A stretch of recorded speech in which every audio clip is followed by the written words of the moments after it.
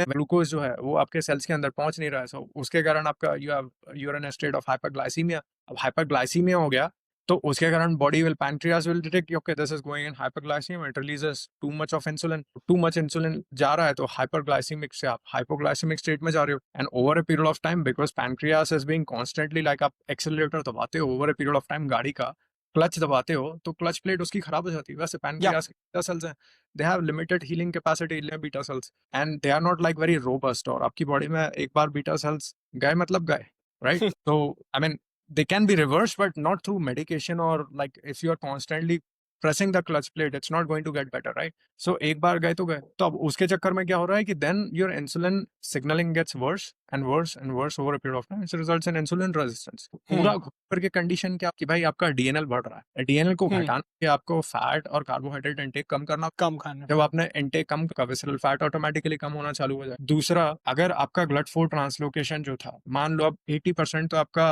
जो आपका glucose Uptake होता है वो कहाँ होता है, आपके स्केलेटल मसल्स में होता है, राइट?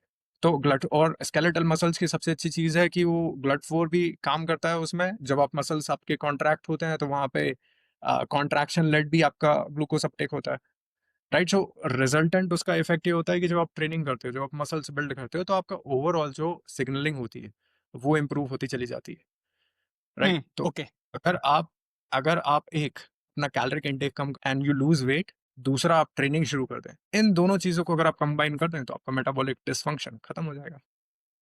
और muscle is important, right? Training में आप कह रहे हो तो muscle is more important because that's the engine that yes, जहाँ ग्लूकोज पूरा डंप होता यस, है। ओके।